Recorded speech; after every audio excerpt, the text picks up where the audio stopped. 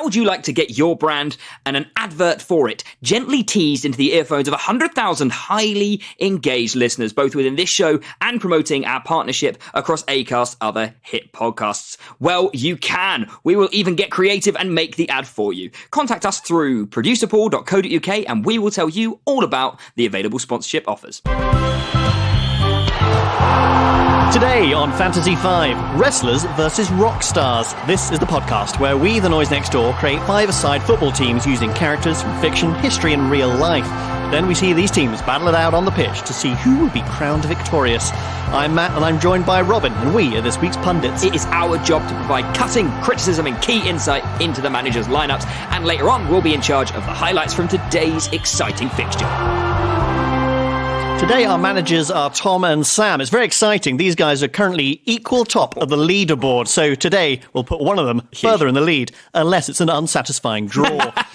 Tom, what's your team? My team is Rockstars FC. And I just have to clarify right at the top here, I am limited in my picking from sort of hard rockers from the 70s and 80s, like proper rockers, like no Shooby-Doo 60 rock and rollers or any skater boys or emo kids from the 90s onwards. Oh, some 41 are going to be sad. Pop punk, Robin. But they're sadly, we're only barely born. Are you actually like into that kind of rock? You strike me as more of a T-Swift kind of guy. Yes, I'm much more into your T-Swifts and your My Size. Is that what people call Miley Cyrus? I don't know. You know it is. I like rock. I think I'm probably a bit more modern in my taste, but I've really enjoyed this deep dive into 70s, 80s hard rock. It's been fun. Beautiful. Sam, what's your team? Oh, I've got Wrestlers Albion, Matt. I've been given in this, in all of the matches, I've had Friends, I've had Game of Thrones. This is all just stuff I love. And now it's Wrestlers. I mean, hopefully next time I get to play, it will just be footballers. And then it'll all be everything I need. No, next time, Sam, unfortunately, you're going to have famous vegans, which you'll really enjoy. I quit the Noise Next Door. Wow, that's fantastic stuff. And of course, Sam, it's WrestleMania this week. So hot topic, right? Only the second time in history that it's a 2-day WrestleMania, first time in history that it's a 2-day NXT takeover, and of course the 2020 and 21 Hall of Fame ceremonies on the Tuesday. Oh, we're going to be here for fucking hours when Sam's talking about wrestling, aren't we? Well, if you want to hear these hours of wrestling chat, please do head over to iTunes, Stitcher, Spotify, or wherever you get your podcast, and follow and review Fantasy 5 with a lovely 5 stars, please. Now, without further ado, let's hear those Fantasy 5s. So, Tom, Rockstars, tell us what's up. I'll tell you what's up, Matt. The best thing about making this Rockstars team is not only have I made what I think you'll agree is an exceptional football team, but I've also made a band. I have made a 5-piece powerhouse of rock music and therefore footballing talent. Let me talk to you about what I've done. I've had a fun week. I'm starting up front with one of my strikers. And what is a striker if not a front man? And who is the most entertaining frontman in heavy rock's history? Alice Cooper, ladies and gentlemen. Sure. I'm sure people know who Alice Cooper is, but if not, he sort of looks like your maddest auntie crossed with a skeleton in heavy eyeliner. That's the sort of visual vibe he gives off. And he's an icon of rock in the 70s and 80s. He's produced a couple of bangers over the years: Poison, School's Out, No More Mr. Nice Guy. And he will assuredly produce a couple of bangers on the pitch today. You guys know Alice Cooper, right? Yeah. He did the stuff with Run DMC as well, didn't he? He did Walk This Way with Run DMC. That was Aerosmith. No. That's Aerosmith. That's fronted by Alice Cooper. So Steven Tyler. Don't Google it. I didn't have to. Everyone knows that Aerosmith is fronted by Steven Tyler. So when you said, do you know Alice Cooper is? And I said, yeah, the answer to that question actually, so it turns out, is no. Right. Well then, Robin, let me educate you on the sort of dude Cooper is. The main reason he's a for man? draft... Yes. His first name is Alice.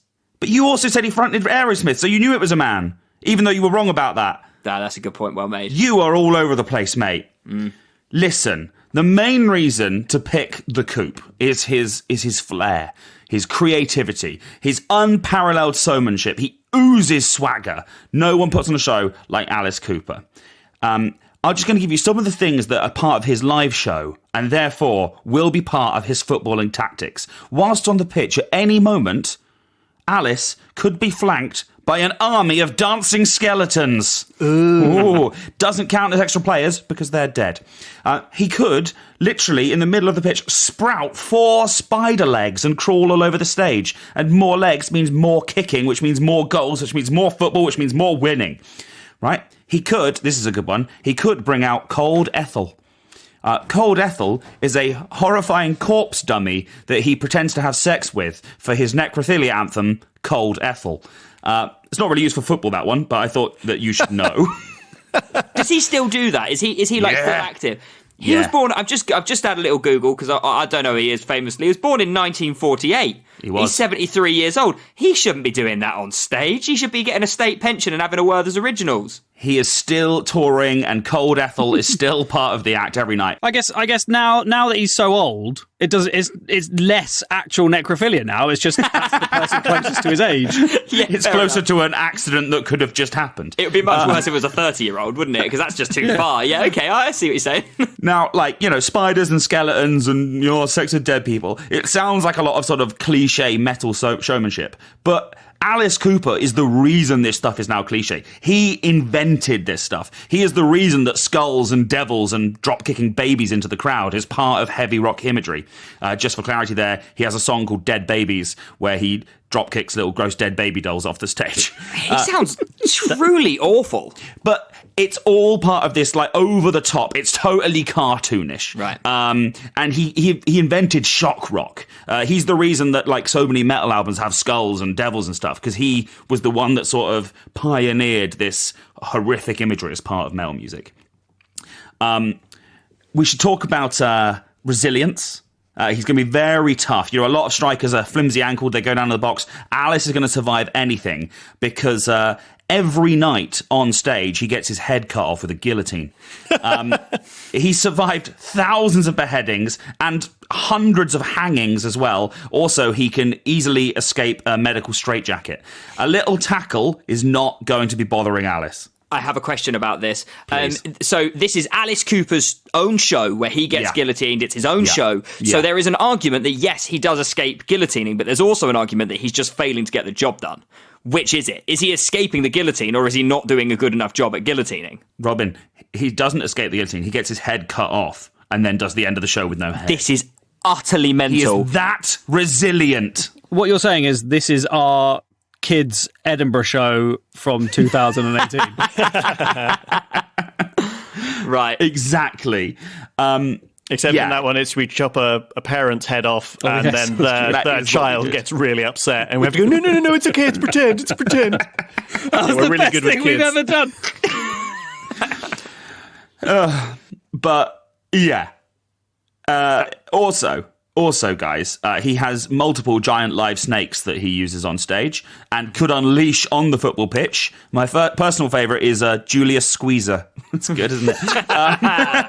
It's so whimsical for someone who has a song about dead babies. Well, he is quite whimsical. He's over the top. It's gore to the point of ridiculousness. When he first came out in the 70s, he was really trying to upset people. But these days, it's look at me, I'm the devil, I'm juggling babies. It's sort of really silly these days. This is not what I thought Alice Cooper was at all. And now that I've actually looked at his discography, School's Out, I remember that track. But that's just a really nice song that is about the summer holidays and half term. I just don't think it matches with his...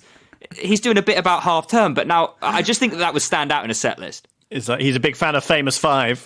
Just wanted to make a song for it. Oh, we should do Famous Five, Fantasy Five. Be an easy team though, wouldn't it?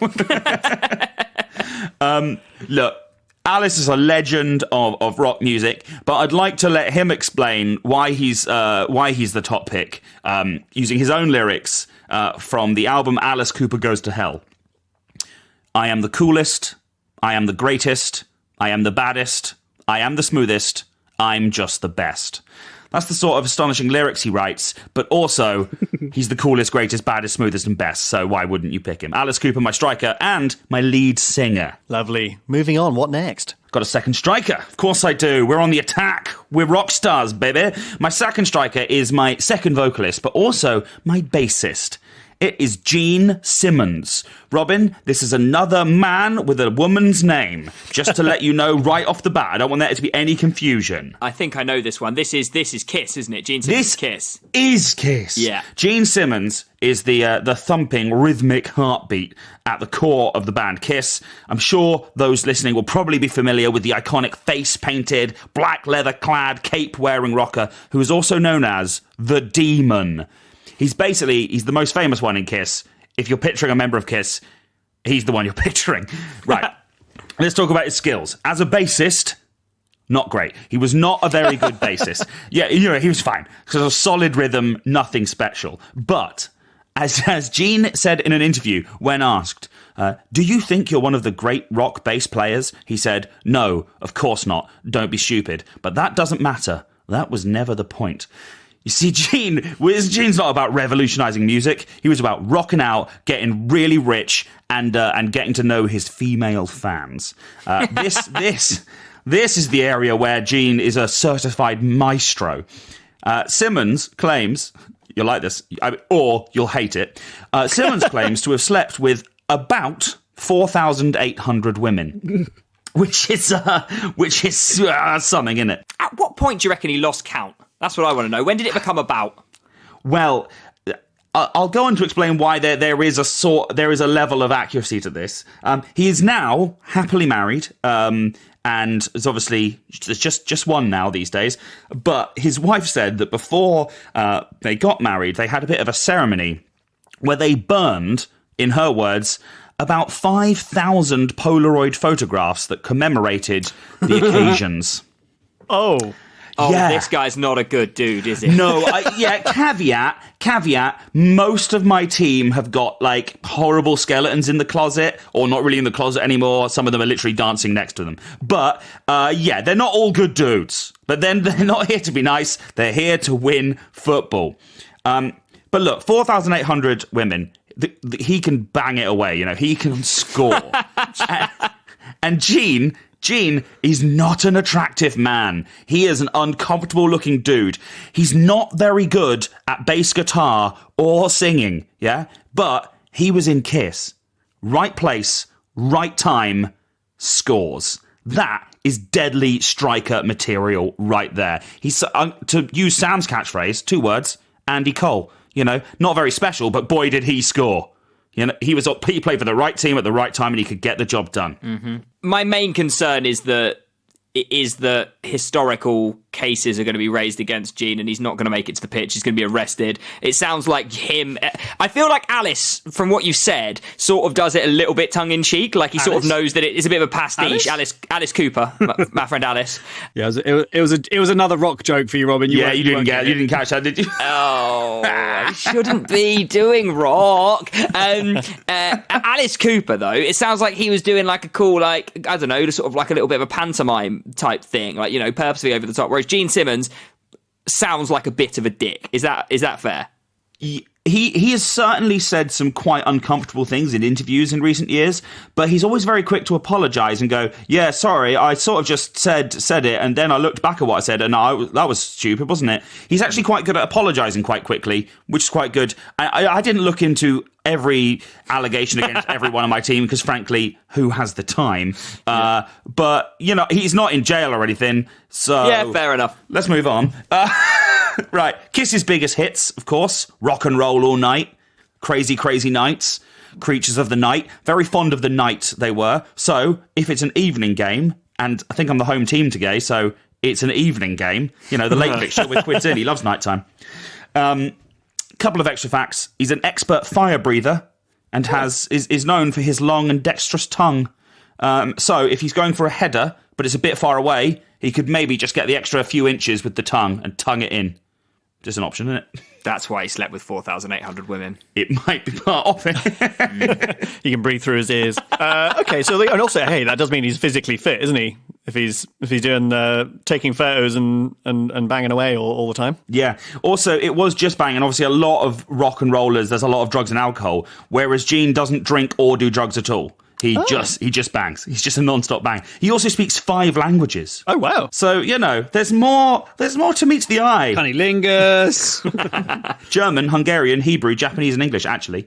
Those are the ones he speaks. He's an interesting guy and a big ugly idiot that banged loads of women. So there he is, another striker. Done. All right. What else he got? Probably going to be further back. Am I right? Further back what? Oh, you mean from a striker? You mean next up. Yeah, sorry. I was like, where's G? No. Next up, in midfield and on lead guitar. Remember, this is a band as well as a team. One word. Don't need 2 words, Sam. Who needs 2 words? I need 1. Slash. The Guns N' Roses Axeman is an icon of rock music, leather, denim, tattoos, aviators, and a waterfall of black hair emerging from that top hat. Robin, do you know who Slash is now? I do know who. I already knew who Slash was, actually. My mum was quite a big Guns N' Roses fan growing up. You know how you end up liking the music your mum listens to? Yeah. That's why I've got a real love of both Celtic rock, Guns N' Roses, and the beautiful South. So wow. That's my music taste. So let's talk Slash. Why is he midfielder? As a guitarist, he's known for his precision fingering, which is probably why your mum likes him. No, he's known for his precision fingering. So, of course, on the football pitch, that's precision footwork, isn't it? He's lauded for his astonishing tempo. Tempo is just another word for pace, isn't it? Yeah, rapid. Also, he's nimble up and down the fretboard, dexterous up and down the pitch. I'll be honest, he might be a little bit selfish on the ball. It is not uncommon for him to take a 3-minute solo in a song that is only 5 minutes long. But those solos are spectacular, and in a full match he is bound to score at least one dazzling solo effort that pretty much ignores everyone else on the pitch, because that's how he goes. Bam, top corner, in it goes, goal, crowd goes wild. An attacking threat, clearly an attacking threat, but also not unwilling to get back and help out in defence and nick the ball off the opposition. Because, I learnt this, the iconic top hat that he wears on stage every night, he actually nicked that. He stole it. In 1985, Guns N' Roses were on the way to a gig, and he went into a tailor's shop and he stole the hat. Wow. Just on his way there. And not only that, but that little belt that's around the hat, he nicked that from the shop next door. My word. Oh, that's really funny. Do you know if has it always been the same hat? I think over the, it's been a long time, and now he has updated the hat. Right. But the one he wore consistently, the iconic one. He nicked the hat, nicked the thing, and then he was crafty enough to put it together in the green room backstage just before the gig. He went on that night and wears it every night on stage.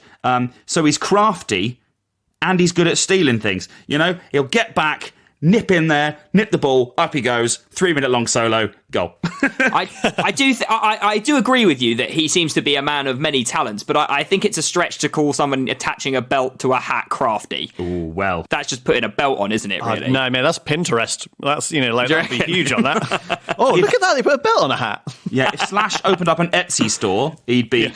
I mean, if Slash opened up an Etsy store, he probably would sell very well. But the point is... This is marketable stuff. He takes what he wants, he turns it into something iconic, Yeah. You're right about the selfishness. I would be worried about that, but I feel like your team is made of egos, and I feel like having somebody that's super selfish in the middle of the park actually is just going to make everybody, they're all going to want to have a chance to be that selfish, right? They're all going to want to have their moment in the sun. So I don't actually think that's necessarily a huge problem with a team full of the egos that you've got on your team. Also a bit of synergy. He also owns multiple large snakes. Oh, brilliant. There's a lot of snake ownership in the team, which I think is good for reasons I choose not to go into, not because I can't think of them. Well, no, but the snakes are likely to be the accessories. We love accessories on the show. We love accessories. I mean, I'm picturing them all with full, instruments at all times, just because they've got to be ready to rock out. So I guess if I can have snake and guitar, then I'm fine with it. Excuse me, I was only allowed one individual dragon in Game of Thrones, so you can have one item and be happy with it. As the referee for this, I actually think that the problem with the dragons was that you had multiple of the same one. The same thing. So I'm not going to allow Alice to have multiple snakes, and I'm not having Slash having they're allowed one each, and they can have an instrument. I'm going to allow both, but they can't have more than one instrument. I don't want to see any acoustic guitar nonsense coming out. I'm not having any kumbaya. Slash taking their doesn't electric. acoustic. Good. All right, yeah, in that case, I'll allow it this time. Judge rules. Right. My defender. Next up, my defender and my rhythm guitarist, also backup vocalist, is Joan Jett. Joan Jett is my defiant, snarling central defender. If you don't know Jett, educate yourselves. Robin?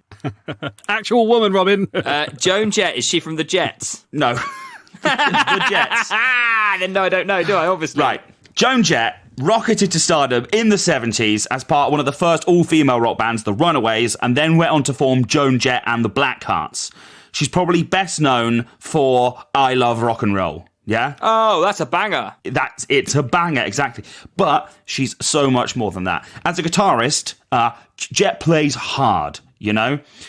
She's perfectly straddles the line between heavy metal and punk, and her riffs are like full of bite and edge, just like her bloody tackles are going to be on the pitch. Other teams will fear her, but she's not here to make friends. Another one of her songs lets us know that she don't give a damn about her reputation. I'm expecting a lot of yellow cards. She's not a flashy player, you know? She is about 3-chord power rock. Leave the twiddling to Slash. She's here to keep things moving, smashing expectations on other people's shin bones. If things get really rough and tumble out there, and this is a wrestling team we're going up against, so I'm thinking they might, she does have an extra trick, which is actual explosives. She's got a cherry bomb. Dead. And they can be scary, Tom.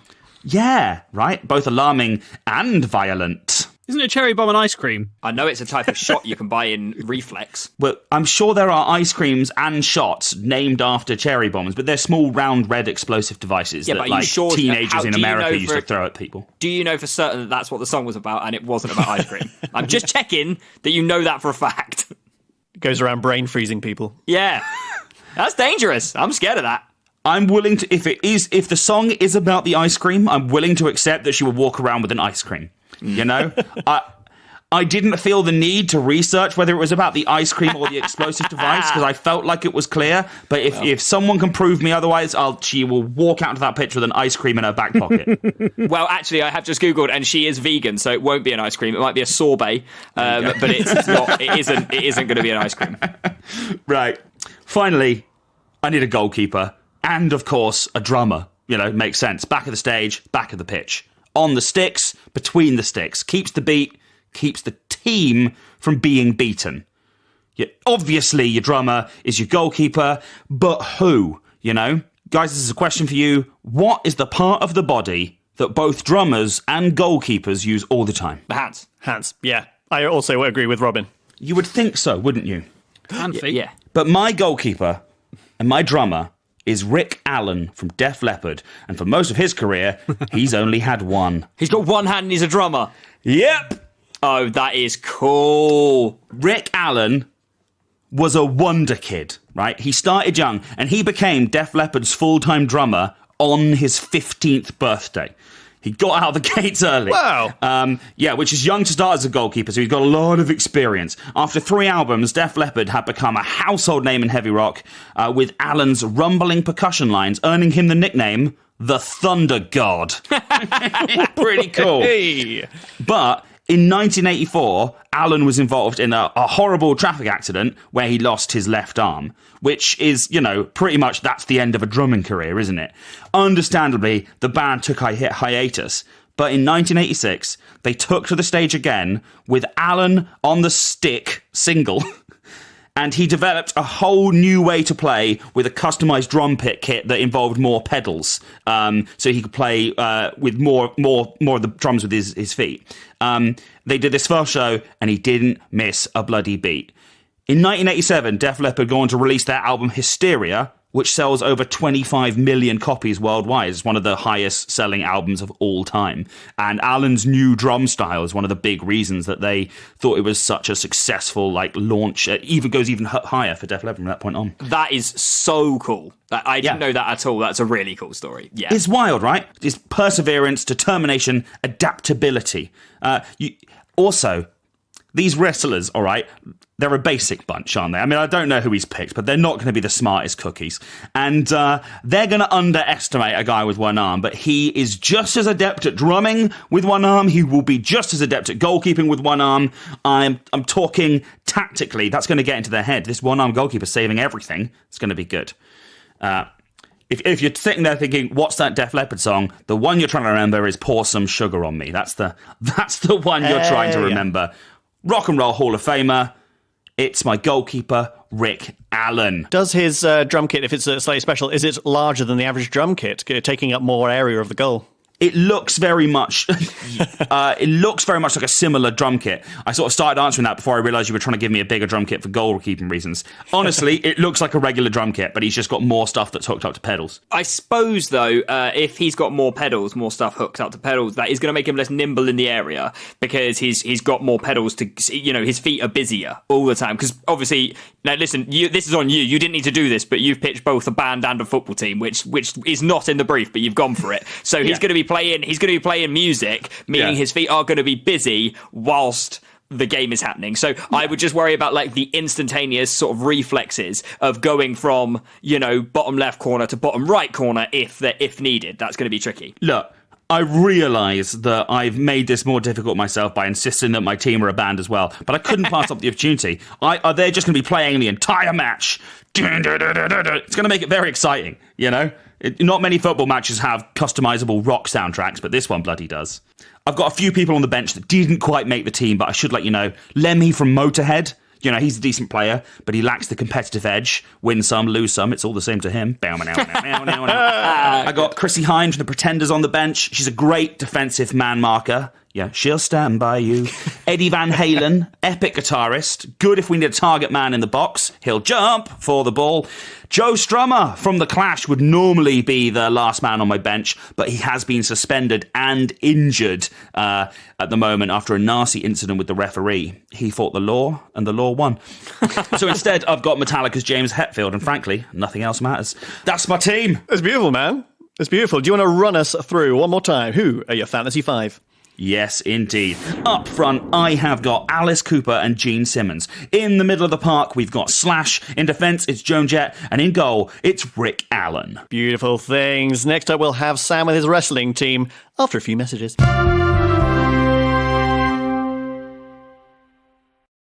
A podcast from producerpaul.co.uk.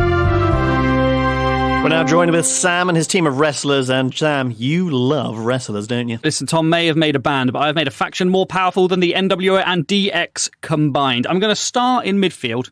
I've got a very powerful midfield, and I'm going to begin with a divisive figure. Not everyone will like this decision, but I'm going to pick John Cena. Now, although he is a 16-time world champion and a 4-time tag champ with 4 different partners, so we know he's good in a team, this is going to be divisive because he's got a kind of love-hate relationship with wrestling fans. You either love him or you hate him. However, if you hate him, you want to see him lose. And if you love him, you want to see him win. So everyone's going to watch regardless. If you don't know who he is breaking into Hollywood at the moment. He's a massive, massive dude who is in Suicide Squad coming up. He's also in the Fast and Furious franchise. Do we know who he is? Oh, I do. Yeah, I do know who he is. Yeah. He's a big boy. He's a big boy. I want to take you back to his first ever televised match on WWE programming. He answered Kurt Angle's open challenge. Now, Kurt Angle is a legit Olympic gold medal wrestler, and John Cena answered his challenge, didn't win, but took him to the very limit. Why? Because he has ruthless aggression. That was his tagline for a really long time, and you need that sort of ruthless aggression in the middle of the park. Later on, as his career developed, you know what he became? He became a doctor of thugonomics. So you know he's an intelligent player. He's not only there for winning, but he's there for burying his opponents, which is a very clever gag for wrestling fans. But it's this kind of ruthless aggression you need on the team. He's also impossible to mark. Do you know why? Why? I do know why, but do tell us. You tell me, Robin. He's impossible to mark because, Sam, you can't see him. You can't see him. It's his catchphrase. You can't see me. And if you can't see someone, good luck trying to mark them. That's his catchphrase. That's his catchphrase. Yeah. You Listen, can't Sam, see me. You're such a huge wrestling fan that I was quite convinced that would be too entry level for you. That joke, I was like, he's not going to make it. He's never going to go it. Of course. But yeah, listen, if you can't see him, Sam, I think you're absolutely right. What are you going to do? Yeah. What are you going to do? And if you can see him, he's like 9 foot of solid muscle. Does he say his catchphrase, or he always has to be behind someone when he says it? He kind of he takes his hand and he like wipes it in front of his face. I'm doing it right now for you. He goes, "You can't see me." To make himself invisible. Yeah, it's insane. I don't really get it personally, but I love it. And he's so big as well. The idea that you can't see him is such nonsense because he's such a lump. You'd see him anywhere. In a game of Where's Wally, it would be so easy to find him. You'd be like, look for the massive guy. He needs to whoosh his hand in front of his whole body to be invisible. Just do it in front of your face. One of he is really big, and that makes him not as nimble as some of the smaller wrestlers. But what that means is he's very simple, he's very effective. There's no frills. He has what they call in wrestling the 5 moves of doom. So he basically just does those moves, but you know he's going to win. He's called Big Match John because he has won, and this is incredible. This is a genuine fact. He has won over 75% of all of his matches, which is 1,500 matches. Wow! So winning 70, and that is. Bearing in mind that wrestling is scripted, like that's insane that he has won that much. That's just how kind of popular popular he is. So as I said at the beginning, he's 16-time world champion. That is equal the most amount of world championships ever won in all of wrestling. So it's a really strong first pick in the centre of the park. Yeah. Yeah. Also, he's in the middle as well because he's got that ruthless aggression. He can be an effective attacker with his five moves of doom. However, he's also good in defensive-minded midfielder as well because he's got a big tackle. How do we know this? Because he frequently gets erections while wrestling. It's just something that happens. He just loves contact sport. Is this true? Yeah. This is true. This is a true thing. Completely true. Yeah. If you just type it, and I had to do this because I was like, how many times did this happen? And I just typed into Google John Cena erection, and there's quite a lot of footage. So I remember it happening, and it's not just like there was one match where he's tag partners with Trish Stratus, who is an incredibly beautiful woman, and you're like, okay, fair enough. But there's also just his WrestleMania match with The Undertaker, who is a 7-foot dead man. So, and he's just got a full boner. It happens. He fully admits to it. He's like, yeah, it happens. But big tackle. You got to love that in the middle of the park. Big tackle, and he can play on during that sort of stuff going as well. Oh well, absolutely, yeah. Yeah, he continues, and he still wins. He can win with a full erection. I love it. Actually, speaking of penises as well. So when he became the Doctor of Thugonomics, he had loads of he's a good rapper, and so he's really he's great at promos. So he's good at name calling, good at comebacks. Some of them even rhyme, which just makes a comeback better. But one of my favorite things he ever said to someone, just in a rap, was, "My style's like a swollen penis. You can't beat me." Loved it.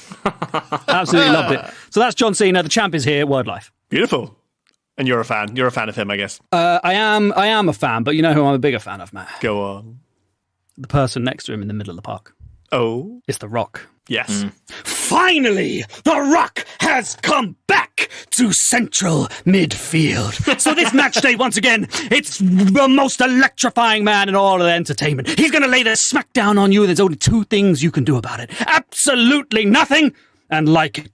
There's nothing you can do, and The Rock means nothing. So you better bring it, because surrounded by the millions and millions of The Rock's fans, the Brahma Ball is going to take that ball, turn it sideways, shine it up real nice, and stick it straight up your candy ass. Tears will roll down your cheek and piss down your leg. Oh, you think this is funny, Hatcher? Do you think this is funny? Yeah. It doesn't matter what you think. Know your role and shut your mouth. The Great One is not only the people's champion, not only a 10-time world champion, not only the highest paid actor in the world for 2 consecutive years. No, he is also the jabroni-beaten, pie-eaten, trail-blazing, eyebrow-raising, kick the ball into the goal and shove it up your anal hole if you smell what The Rock is kicking. Very nice. And scene. This is beautiful. That was great. I don't think we need anything else. I was watching Rock promos for 2 hours today to practice that, so you're welcome. I bet you had a good time, and I bet your wife had an awful time. Which is pretty much the tagline for most of my relationships.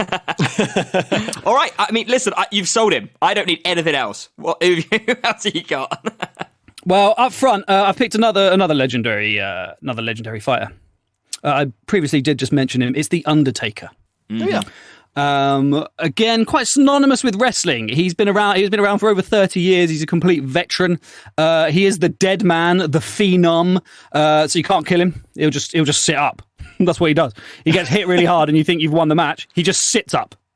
Big tackle. Nope. He sits up and he's back to it again. The reason he's up front is because it is very well known that he is the best pure striker in sports entertainment history. So that's really. Yeah, that's it. They say it about him all the time. Best pure striker in sports entertainment. So What do they mean by he's the best. He's the best striker. He's the best. The best striker. But, well, this is massive because I don't know if you remember, but in Tom's team, he actually said that Alice Cooper was the best. Yeah, Alice Cooper says he's the best. Alice Cooper says he's the best, and people say that the Undertaker is the best, and they can't be both of them. The best striker. Yeah, but that's what they say about Alice Cooper, the best.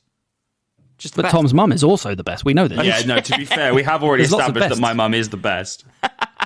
Well, okay, let me qualify it for you a bit more then. He's the greatest pure striker, but also he's just consistently knocking in pile drivers, left, right, and centre. That's a wrestling joke. He's again a very high winning record, particularly on the grandest stage of them all. He's very famous for his 21-0 undefeated streak at WrestleMania, so he's a big match player. He did unfortunately lose, and then it was 21-1, but he has since then continued and not lost. Well, he actually did lose one more, but he did have a 21-0 streak at WrestleMania. So is he past his best, Sam? Have you picked somebody here who's a little bit past their best? Well, no, I'm picking it. What? So he's not going to be able to go up against a 77-year-old Alice Cooper? No, he's in his prime. So He's in his prime. you're picking him in his prime, right? Okay, Yeah, that's of course. good. Yeah. So yeah, he's up top. He's mean Mark Callis. He's a badass, American badass. He's the phenom. So he's up front. Rest in peace. Yeah, sure. Listen, I don't know a lot as much about wrestling as, well, you clearly, but like there was a big deal when he retired a while ago. He's obviously a bit of a fan favourite, so I think you've got a crowd pleasing team here so far. It's got to be said, And everyone respects him. The dressing room has got his respect. He is basically the leader, the locker room leader. Everyone respects the hell out of him. They basically had this thing in wrestling, wrestler's court. Anytime there was a dispute backstage between anyone who was unhappy with somebody else, he would act as the judge to decide who was right, who was wrong, and deal out punishments. And people would just respect whatever decision it was because he had said it. how old is he? Is because like, I know obviously you've got him in his prime, but just in real life, how old is he? He's in his 50s now, I think. Yeah. Because it's amazing that he still ever wrestles at that age, isn't it? Really? Yeah, he had his last. I think it is his last match now. He had that WrestleMania last year, 2020. And I think I've picked a picture of this guy. He wears clothes. He wears like a big leather jacket. Yeah. So in terms of you've got John Cena and The Rock, who are more of the traditional like in your pants wrestlers. So this guy is going to be better for those sort of cold weather games. Yes. He's got a big hat for rain. Good, a big hat. The cold weather games are going to be a real nightmare for John Cena's erections as well. We're going to hate to see that. That's not going to. Well, or maybe not. Maybe he'll just power through. Yeah, you got a crowd round it for warmth. Who knows? All right, so The Rock, Undertaker, and John Cena. So yeah. Now we're going to go to defense. Now, what is the best thing historically to use as defense? I'll tell you. It's a shield. So in defense, I've got the Shield. Oh. Now when we did Queens, we had guest Laura Lex, and she had the whole of Queen in goal. So I don't see why I can't have the Shield in defense. It's three men, three of the best men in professional wrestling today. Dean Ambrose, otherwise known as John Moxley now, Seth Rollins, and Roman Reigns. I need to stop here because is this going to be allowed? Right, as referee, I want you to pitch it to me. Why should I allow it? What is the Shield? I don't know anything about that. Is that a team name? How are they formed together? And do they only perform together? They did for a while, yeah. Not anymore. They're broken up now, but right. But you're picking them from when they did perform together. I'm struggling to have allowed Queen, the full band, and not allow this. I've got to be honest. I was livid that all of Queen were allowed to be in goal. But I thought, listen, I'll give it a shot and I'll see if I can put the Shield in defence. Mainly because they're called the Shield. Frankly, this is I'm disappointed as the opposing manager that you take this cowardly route. I could have just picked a whole load of bands and put them in each position, but I'm not a wuss. I'm not a wuss. Yeah, but you could have done. Wuss. It's up to the ref. It is up to the ref. I pitch it some more, please. I want to know more about the Shield. Why have you picked them? All right, as I said, it's three of the best in the modern era. You've got the head of the table, the Messiah, and the Lunatic. that is a powerful defensive trio right there.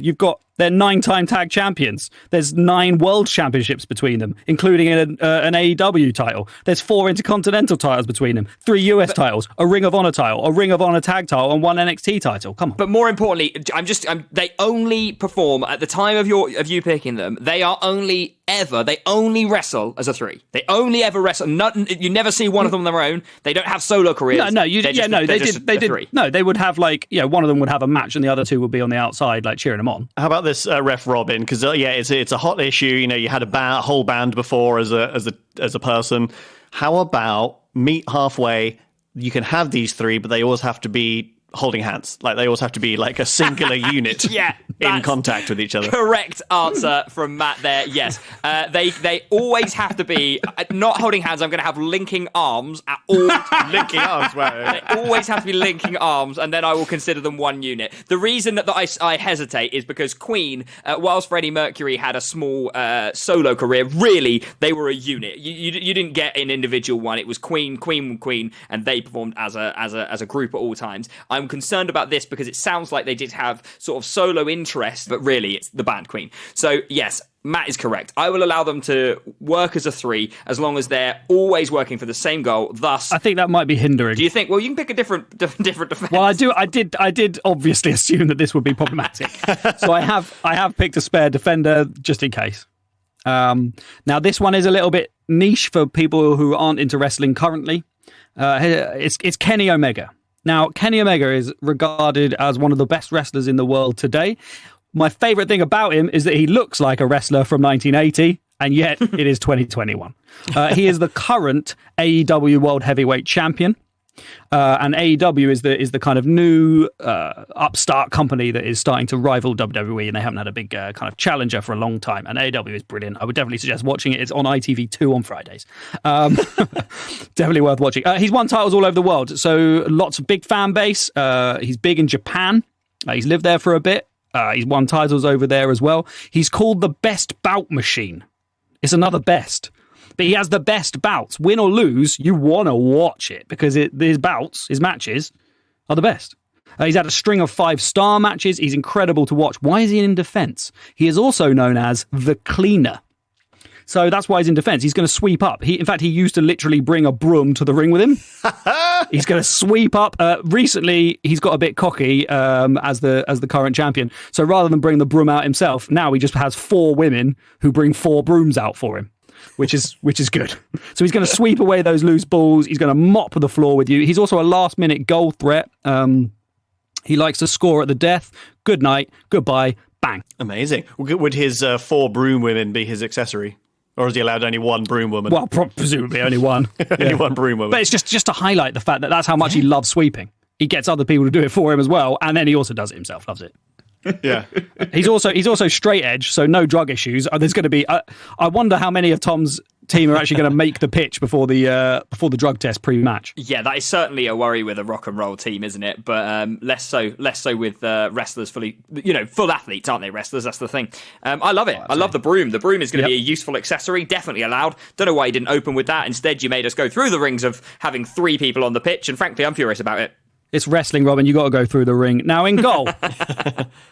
In goal, another one that, again, you might not know, but his reasoning for being in goal is so clear and obvious I had to pick him. His name is Mark Henry. Now, he was legitimately the world's strongest man. He won the Arnold Classic. He currently, even this was in the 90s, he even still holds a whole load of powerlifting records, world records. He was a 2-time Olympian. And he's massive. He looks like a giant ball with legs. He's vast. So that presence, 1-on-1 with Mark Henry in goal, you are going to absolutely poo your pants. Monstrous presence. He's like 400 pounds. He used to be called sexual chocolate as well. So imagine 400 pounds of sexual chocolate coming at you when you're 1-on-1. Big reason for him being in goal. Now, he had an affair. Oh my God, I remember it. Good, I'm so glad. He had an affair with legendary 77-year-old wrestler Mae Young and got her pregnant, right? Wow. But she was 77. There were complications at birth. Don't worry, they showed it all live on TV. So can you, Robin, if you know what happened, do you know what she gave birth to? I don't remember that. All I want to say about this really is that when this happened, I was like 7 years old, and I remember Mark. So it was May, wasn't it? The lady in this relationship. She got her boobs out, didn't she, in the middle of the ring? And that was my first experience of seeing a woman's breasts when I was like 7 years old. I was like, I don't like it very much at all. Mae Young is amazing. She almost made the team just in her own right. She's a phenomenal woman. She was taking bumps, which is like when you get when you kind of get hit and fall down on your back. At 80 years old, she was put through a table.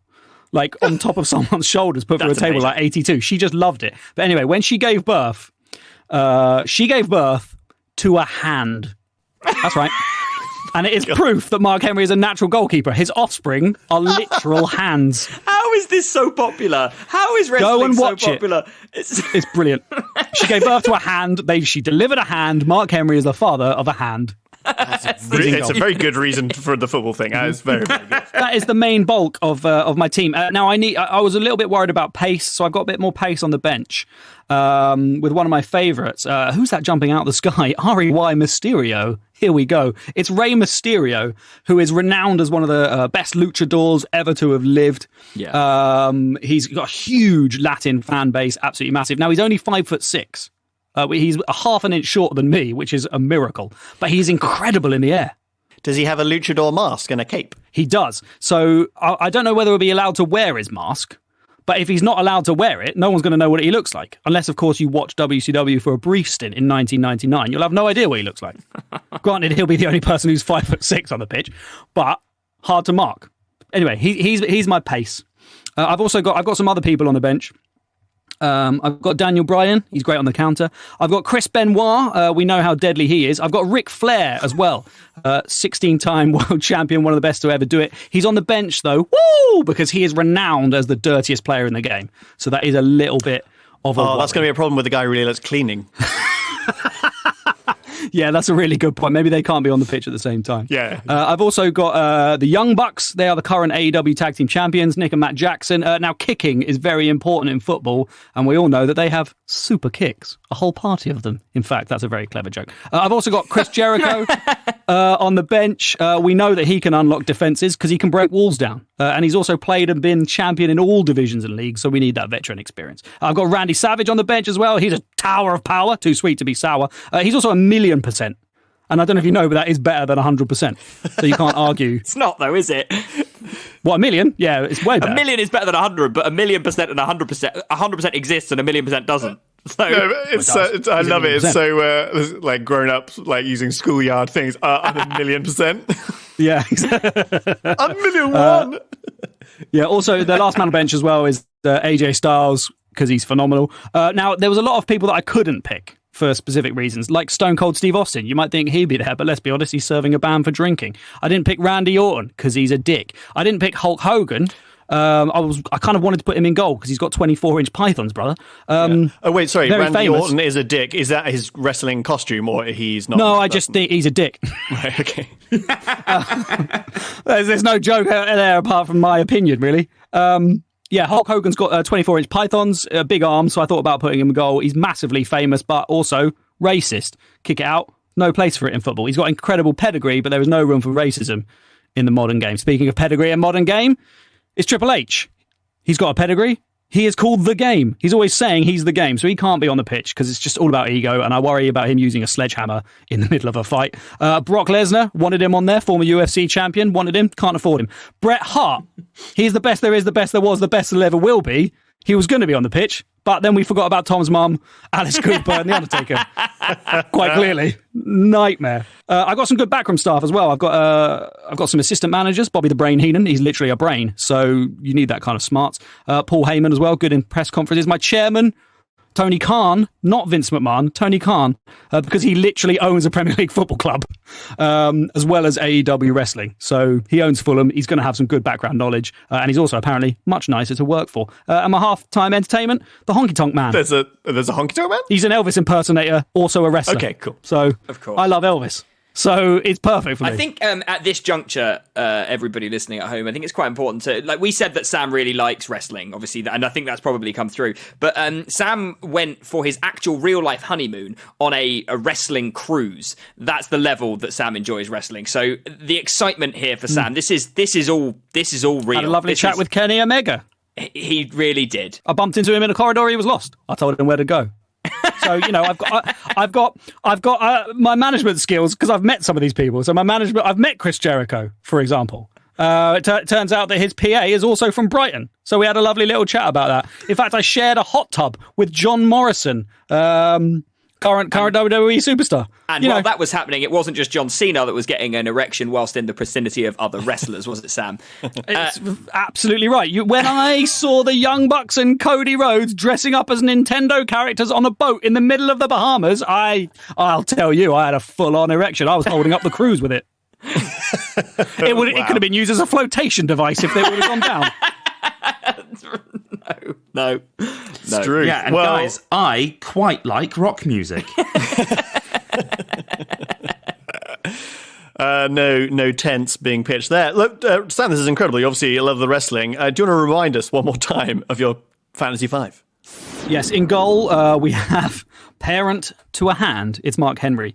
At centre-back, we've got Kenny Omega. In the centre of midfield, we have John Cena and The Rock. And up front as the best pure striker in all of sports entertainment, it's The Undertaker. Well, there we have it. That is Team Wrestlers. Well, we have the teams. Now it's time to see how the managers feel about their chances. Tom, with your rock stars, you're the home team today. How are you doing? We're going to rock it, aren't we? Rock-a-doodle-doo. Look, honestly, Sam's passion for his team is admirable. But honestly, I think it might be what lets him down. I think he hero worships his players too much. They're not going to follow him, you know? He feels like they're above him, whereas my players are going to damn well respect me. Rock out. Let's go. Nice. Also, you're the home team. What's the home stadium today? The home stadium is going to be Download Festival at Donington Park. It's an epic gathering of rock people. I will be honest, there are going to be a lot of wrestling fans there as well. But hey, I don't mind it. Let's party. Great stuff. Sam, loving the wrestlers. How you feeling? Unbelievable scenes. Do you know what happens at Download Festival alongside the music? It's WWE wrestling, mate. Oh, yeah. It's been there for the last few years. Absolutely insane. I'm going to have loads of fans making the trip. Yeah, I'm not worried at all. Gene Simmons has got face paint and sleeps with his fans. I've got Sting and Val Venus, mate. Rick Allen only got one arm. I've got Zach Gowen. He's got one leg. Joan Jett has a bomb. I've got Atsushi Onita, who pioneered the exploding barbed wire death match. Alice Cooper cut off his head and is a demon. I've got Al Snow and Finn Balor. But you don't actually have any of those people. You didn't pick them. So, bad luck. On the bench, mate. No, you didn't put them on the bench. Also, importantly, she might have only a sorbet. We don't know that she's got a bomb. It might be a sorbet. Also, Slash wears a hat. I've got the Godfather. Move on. You didn't pick any of these people. Excuse me, these are separate press conferences, Tom. Separate press conferences. Unbelievable lack of professionalism from the home manager there. The referee would like to apologise. Your mum's not the best. Right, let's go. Well, who got in trouble when their mum heard the podcast, Robin? Was it me or you? Yeah, it was me, because... Yeah, your mum literally told you off because she said you should have defended me. Oh, that's nice. Robin's mum listens. Wait, why was he told off? I was told off because in the commentary we said that Tom's mum was the best. And my mum was annoyed because she was like, well, I'm the best. Basically, what's going to happen now is our parents are going to have an actual bar brawl. I'm going to break a bottle, throw it in between them, and leave our parents to fight it out and see who wins. And my mum will win because she's the best. Join us for that podcast episode where we talk about that as it happens. But for now, there's only one thing left to do. It's time for kickoff. Let's get ready to rock and or rumble. Welcome to Download Festival, where Rockstars FC take on Wrestlers Albion. The wrestlers are still in their dressing room, applying copious amounts of baby oil to one another, as the writers tell them that this match is going to end 1-1, so they are fully aware of the expected outcome before the match has even started. The Rockers are on the pitch already, still trying to sort out their sound check. Apparently Cooper has too much snare in his monitors. Team wrestlers are now coming out onto the pitch, and it's going to take about 20 minutes as they each go through their elaborate entrance routines. It's finally time for kickoff. John Cena slides in on Alice Cooper. A nasty tackle. Ooh, Cooper has broken his nose. He's bleeding. Oh no, all over Cena. But that's not blood. That's poison running through his veins. Cena's been poisoned. And my God, it's given him an erection. Kenny Omega cleans up a dangerous-looking cross from Slash and pulls the V trigger for a long ball up to The Undertaker. His brother Kane watches on from the stands as Taker slams a tombstone piledriver right at Rick Allen, who can't save it because he's only got one arm. Oh, and it's a goal for the wrestlers, 1-0. And it appears that Rick is asking Mark Henry if he can borrow his son, who, of course, was born a hand and has now presumably grown up into an arm. The scenes. Rick Allen in goal, giving a part of his drum kit to teammate Joan Jett and telling her that he loves her. That really is a symbol of affection. Badumch. The Rock taking a shot at goal. Badumch. I don't get that joke. It wasn't a... Oh, never mind. The Undertaker tries to nip past Joan Jett, but she pulls out a cherry bomb and throws it right into the big man's path. And he loses his footing and slips in the sticky cherry mess left by a delicious-looking M&S sorbet. Joan gets on the ball and clears it downfield. A pass to John Cena, who is unmarked because no one can see him. He whips it into the box, and The Rock... Oh no! Oh, he's missed an open goal and kicked his own arse. He really has hit rock bottom. Alice Cooper being summoned to the sidelines by the assistant, and he's being served with some papers by a young man in a suit. Yes, that's Tom's mum's lawyer who is suing him for claiming to be the best, when in fact she is the best. That will be a lengthy court battle, and hopefully it won't distract him from the game at hand. Robin's mum is watching on from the stands, sharpening a pointed stick with a maniacal glint in her eye. And there's the half-time whistle. Team Rockstars stay on the pitch, of course, to provide their own half-time entertainment, and as part of the show, Alice Cooper guillotines his own head off. That does seem like it might affect his performance in the second half. I don't think he's thought this through. At the start of the second half, we can see 3 members of the wrestling faction The Shield are just on the sidelines holding hands. Not sure if they think they're going to be subbed on or just find comfort in it. Slash floats a hopeful cross into the box. There's nowhere near anybody. That'll surely go out for a goal kick. No! Oh! Gene Simmons jumps up. He's a good 6 feet away from the ball, but there's a creepily long and dexterous tongue which emerges from his throat to slap in a wet and sloppy goal. He's a good header. 4,800 people can attest to how much Gene loves head. The ball is being swapped out for a less spit-covered one, but it is 1-1. Slash is on a blistering solo run, twists and turns and tricks. He's got options in the box, but Slash goes it alone. Looks to shoot. Omega forces him out wide. Slash still on the ball. Surely he'll pass it now. Slash comes back at Omega, goes past him now. Building up for something big here. Building up. Big finish. Any second. Slash lines up a shot. Dummies wide and continues his run. This is getting ridiculous. It's been 6 minutes now. Slash still in possession. Cooper, Simmons and Jet are all in the box screaming for a pass. Well, not Cooper, he doesn't have a head. But Slash just ignores them and for some reason attempts a 30-yard backheel shot instead, which goes pitifully wide. Some incredible skill from Slash in the build-up, but really, what was the point? Mark Henry with a goal kick. Looks like he's going to pass it to John Cena, but no. He completely lied and passes it elsewhere. Cena is almost as shocked as the fans are, but it's nice to see Henry keeping himself relevant for the first time in years. The Rock is on a hell of a run and heading straight to goal. Rick Allen doesn't look worried in the slightest. He's pulling out a sheet of A4 and has thrown it right at the People's Champion, who has crashed to the floor and he is screaming in pain. Well, paper does always beat Rock. And it looks like The Rock is leaving the pitch to pursue a career elsewhere, and he'll be replaced by Daniel Bryan, which is a surprise. That's right, we never thought he'd play again, but he's back. Yes! Yes! Yes! Wrestling joke. Joan Jett with a crouch tackle on The Undertaker there. And she's going to run away with it. She's ruthless as she goes past Daniel Bryan. That's why they say she has a black heart. And Shotzi Blackheart drives onto the pitch in a tiny tank. She's a wrestler who took her name from Jet's band. She's aiding Jet, a defector. It's a 1-2 with the pitch invader. She has a tiny tank. Yep, wrestling is really stupid. Jet crosses it to Alice Cooper, who now can't see anything because, of course, he lacks a head. He uses the fake zombie corpse of Cold Ethel as a baseball bat. Ooh! Mark Henry uses his sizable fist to knock the shot wide. That was a sexual stop shot. And that's it. The bell has rung for the end of the match. It's a time limit draw. Not the slobber knocker we were hoping for. Disappointing stuff. Yes, it's like the 2015 Royal Rumble all over again. Rockers won, wrestlers won.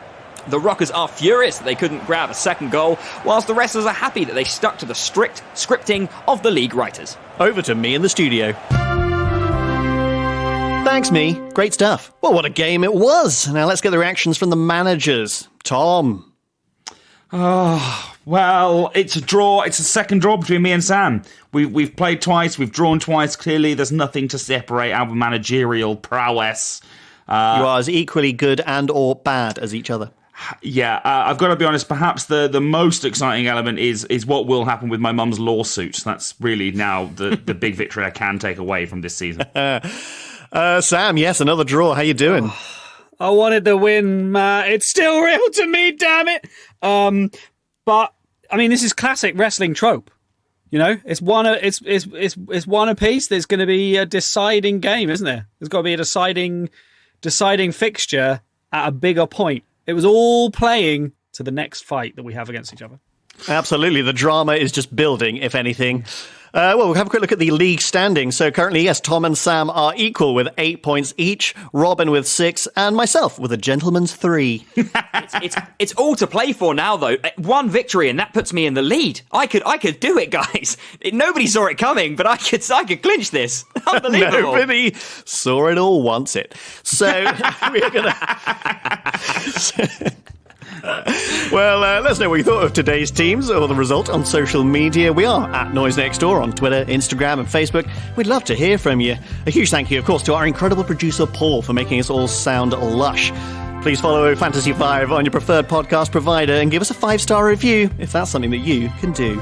So next week we are going to be taking a week off. However, we're going to be back the week after with a special guest episode. It's Lauren Patterson who's going to be joining us, and it's Oscars week, so she is going to be forming a team made of Meryl Streep characters going up against Matt's team of Tom Hanks characters. I, for one, cannot wait. We'll see you then. It's time for us to hit the showers. Why is that guy waving his hand in front of his face just staring at me with a boner?